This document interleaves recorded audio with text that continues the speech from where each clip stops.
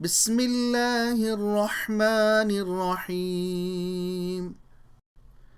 ولقد آتينا إبراهيم رشده من قبل وكنا به عالمين. إذ قال لأبيه وقومه ما هذه التماثيل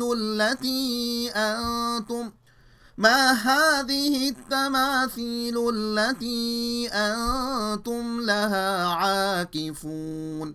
قالوا وجدنا آباءنا لها عابدين. قال لقد كنتم أنتم وآباؤكم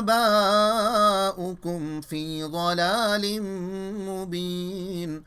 قالوا أجئتنا بالحق أم أنت من اللاعبين.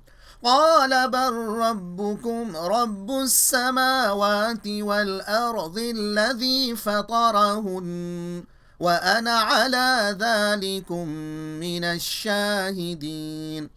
وتالله لأكيدن أصنامكم بعد أن تولوا مدبرين. فجعلهم جذاذا إلا كبيرا لهم لعلهم إليه يرجعون. قالوا من فعل هذا بآلهتنا إنه لمن الظالمين. قالوا سمعنا فتى يذكرهم يقال له إبراهيم. قالوا فأتوا به على أعين الناس لعلهم يشهدون. قالوا أأنت فعلت هذا بآلهتنا يا إبراهيم؟ قال بل فعله كبيرهم هذا فاسألوهم إن كانوا ينطقون. فرجعوا إلى أنفسهم فقالوا إنكم أنتم الظالمون. ثم نكسوا على رؤوسهم لقد علمت ما هؤلاء ينطقون. قال أفتعبدون من دون الله ما لا ينفعكم شيئا ولا يضركم أف لكم ولما تعبدون من دون الله أفلا تعقلون. قالوا حرقوه وانصروا آلهتكم إن كنتم فاعلين.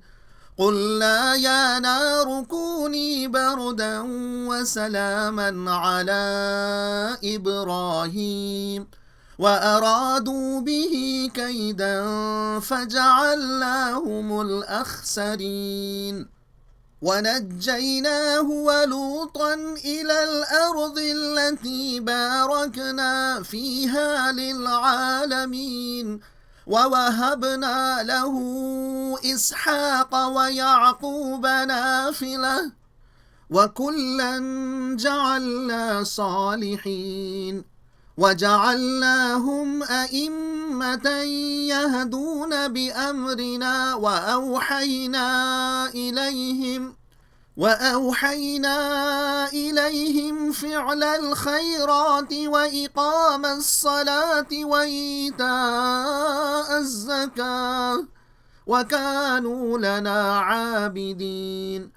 ولوطا آتيناه حكما وعلما ونجيناه من القرية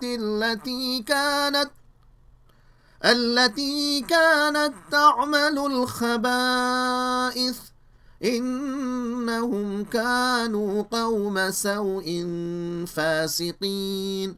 وأدخلناه في رحمتنا إنه من الصالحين.